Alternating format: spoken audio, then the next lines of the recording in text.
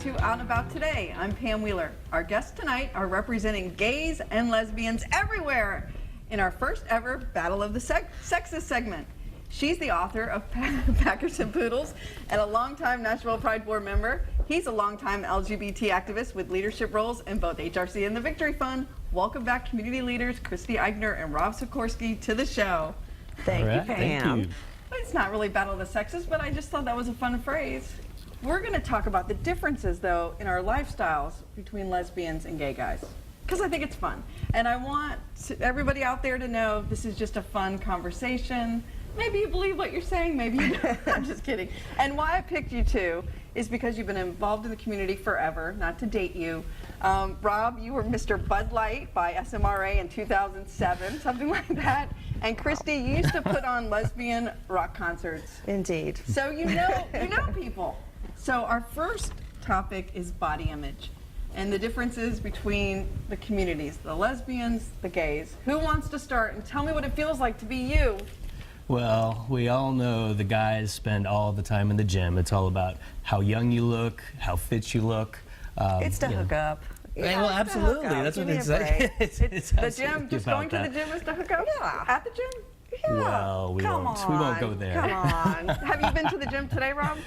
Yesterday, not today yet. So you'll go Later. After this? Yes. Yeah. And so, Christy? Last time I was at the gym, I think was 1989, and it was like in college, and it was a class that I had to take to graduate. It's a sport. Right. So what is body image for our lesbian community? You know, I don't know. I mean, I keep all this together best I can, and it's not about nutrition or the gym.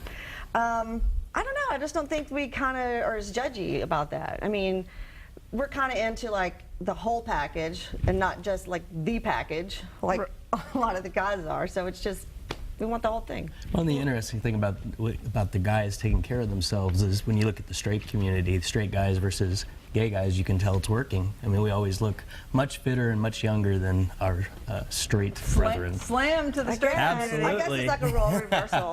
Right? I guess the lesbians are like the big fat beer drinking straight husbands, and these are the princesses, I guess. And so, You got your tool belt on. what about plastic surgery and stuff, or Botox? I'm not going to call anybody out on here, but I think that is pretty prevalent. Yep, very, very prevalent. I mean, I'm 45, so I'm starting to go, where did this wrinkle come from? And maybe I need my teeth whitened, but I'm not going to have surgery. But would you do Botox? Probably not, just because it wouldn't last. I would look good one week and back to old haggard the next. And Rob, would you do Botox? Absolutely. You've got an appointment after this? Just kidding.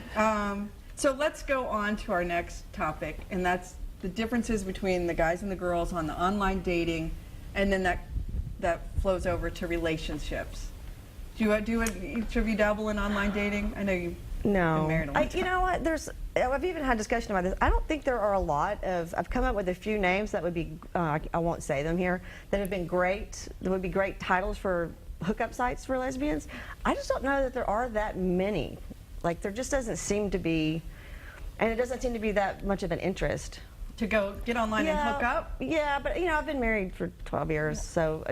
You know. But what about friends that have tried online dating? Do lesbians use it for online dating? I haven't really heard a lot about that. That doesn't mean anything. I mean, so okay, Rob, tell us a story. Well, with the guys, it's definitely not Christian mingle going on. We've got apps that I was going to say, it's more apps. Exactly, that are used that are pretty focused in the reason for them. It's all about connecting with somebody quickly. You got your grinders and your scruffs. And I was just talking to somebody last night that he was amazed that I actually walked up and said a word to him, even though I didn't know him. He said everybody talks on Grindr. Even you'd be 5 feet away, you're standing in the room and everybody's down looking at their phones. Yeah, I think maybe if online dating is fine, but I don't think it's for the same purposes, and it's just sure not an app that I think that women are like, yeah, meet me in the Kroger produce section, or whatever. Right. I've never had a lesbian friend. I don't think it might happen where you go to the bar, you get drunk, and you kiss somebody, but there's not a hookup all the time, as were some of my gay guy friends. I've heard some stories that sound fun from a distance. I don't know if I should say this or not, but just for fun, and I'm sure it was a drinking game. So me and some of my married friends, we set up a fake Grindr account with a fake picture of a dude and everything, and like within minutes we were blowing up.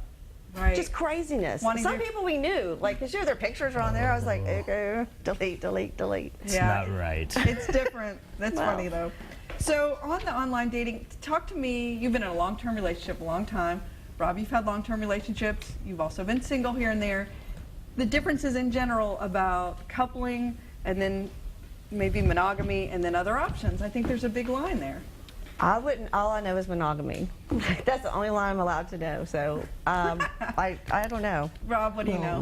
When a lesbian meets a lesbian, a week later the So U-Haul is, yeah, that's is right that there. joke I mean, was not written out of great humor. It's written for a reason. No, it's true. if you can It's get true. if you can get your male partner to move in with you, you're really doing well, and then get them to stay.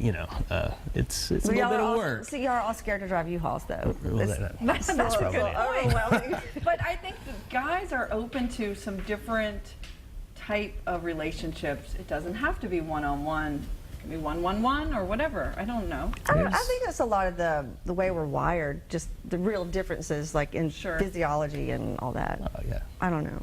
We're running out of time. Of course, we got one last topic. I'm going to have you back 'cause this is a lot of fun. Sure. So, social life in Nashville, the differences between the lesbian community and the gay guys. What do you got for that?